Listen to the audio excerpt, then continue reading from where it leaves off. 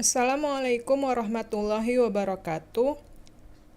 Kami dari kelompok 2 ingin membagikan video diskusi kami tentang summary agenda 4 yaitu habituasi. Sebelumnya, kita perkenalan anggota kelompok dulu ya. Pertama dari saya, Irna Hartati Lubis sebagai ketua kelompok. Selanjutnya, ada Aulia Rahman, Muhammad Zaki, Kurniawati, dan Triloren Matanari. Untuk mempersingkat waktu, yuk kita mulai. Halo, selamat sore teman-teman. Apa kabar? Sore Kak, Alhamdulillah baik. Selamat sore Kak. Selamat Oh, iya. sore Kak. Baik, mantap jiwa. Semoga Asik. baik-baik ya semuanya.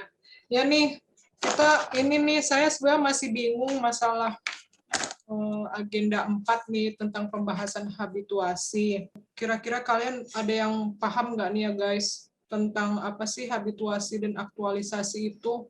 Terus tujuannya kita ngapain sih, tahapannya gitu, buat apa gitu? Menurut saya sih Kak, kalau misalnya itu habituasi itu merupakan proses kebiasaan di mana dari sesuatu hal yang kita lihat ada kejanggalan itu kita membuat suatu kebiasaan untuk merubah itu Kak. Jadi biar lebih kita lebih terlatih untuk melakukan hal-hal yang kurang baik itu agar lebih baik ke depannya.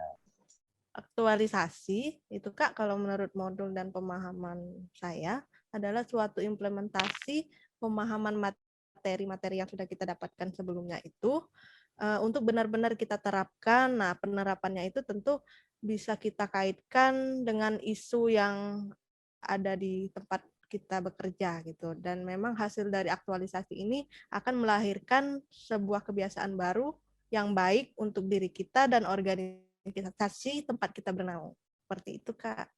Oh gitu. Jadi dari isu-isu yang kita dapat itu nanti kita buat ya aktualisasinya, perubahan yang dapat kita buat jadi pembiasaan diri gitu ya. Iya, Kak, Terus seperti itu. oh gitu. Kan ada tahapan-tahapannya ya kalau di modul ini. Tahapannya itu apa aja ya, teman-teman? Nah, untuk tahapan ini, Kak, dari modul yang sudah aku pelajari, untuk tahapannya, yang pertama yaitu kita harus merancang dulu apa itu yang akan kita aktualisasikan. Yang pertama yaitu kita pilih dulu atau tetapkan dulu isu yang akan kita angkat dengan mengidentifikasi minimalnya 3 isu yang akan kita pilih. Kemudian tahapan keduanya kita memilih isu tersebut dengan melakukan penilaian kualitas isu dengan menggunakan metode USG, yang mana yaitu pertama urgensi, yang kedua seriousness-nya, yang ketiga growth. Yang mana untuk dalam pemilihan isu sesuai dengan metode ini kita berikan nilai setiap isu yang kita pilih tadi yang minimal 3 tadi antara nilai 1 sampai 5, yang mana dari angka 1 itu sangat tidak urgent, yang 5 sangat urgent. Kemudian untuk yang seriousness-nya itu nilai 1-nya sangat tidak serius, sampai yang kelima sangat seriusnya. Itu juga untuk yang growth-nya. Kemudian setelah kita beri penilaian kualitas isunya, maka kita untuk nilai yang tertinggi dapat kita pilih sebagai untuk core isunya atau isu terpilihnya. Nah, begitu tahapan penentuan isu yang akan diangkat menurut modul yang saya pelajari, Kak. Oh, ini kan berarti isu ini kan yang kita jabarkan ini kan berdasarkan bimbingan juga kan dari mentor sama coach kita kan? Iya, Kak. Kan tentang masalah-masalah apa aja yang ada di satuan kerja. Terus dari core isu itu kita lanjutnya kemana? Nah, jadi setelah kita tentu ini 3 isu, kemudian kita dapat nih 1 isu yang paling prioritas yang akan kita cari penyelesaiannya nih. Core isu ini atau isu yang prioritas yang ingin kita selesaikan ini, kita bedah dulu sedikit karena yang pertama kita tulis dulu nih, ini dampak jika isu ini tidak segera dipecahkan ini gimana ya gitu.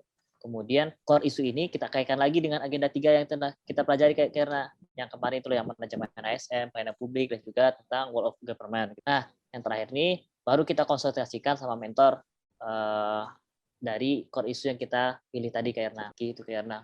Bagaimana kita untuk melanjutkan langkah dari setelah kita tentukan core isu ini. Oh gitu, berarti dari core isunya kita langsung mempelajari nih dampaknya apa gitu ya.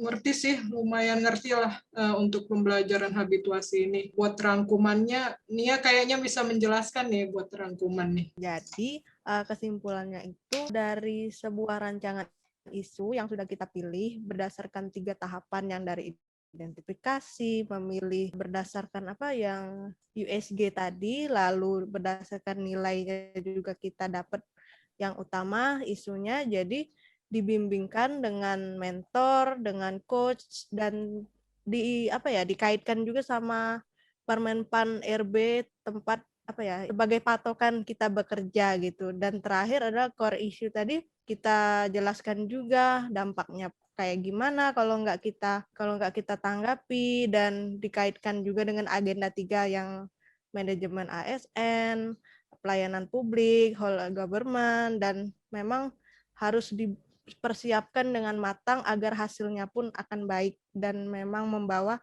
manfaat untuk kita semua, untuk organisasi, dan untuk Kementerian Komunikasi dan Informatika. Wah, cukup kompleks ya ternyata. Jadi memang untuk mempersiapkan aktualisasi ini kayaknya banyak ya persiapannya, apalagi kita harus mengidentifikasi isu-isu itu kan lumayan lama kan. Mungkin ada tambahan teman-teman? Ya menurut saya sih untuk data yang udah kita dapat itu udah sangat bagus sih Kak. Tinggal bagaimana kita nanti lihat isu-isu apa yang ada di satuan kerja kita masing-masing, bagaimana cara kita untuk mencari ide-ide kreatif biar kita menjadi agen perubahan yang baik di satuan kita masing-masing. Saya rasa itu sih Kak. Semoga bermanfaat bagi kita. Saya sudah paham nih teman-teman. Terima kasih ya penjelasannya buat habituasi, terus bagaimana aktualisasi. Ya semoga ini konsep awal bagi kita untuk membuat aktualisasi. Ya. Sama-sama. Kasih kembali Kak Erna.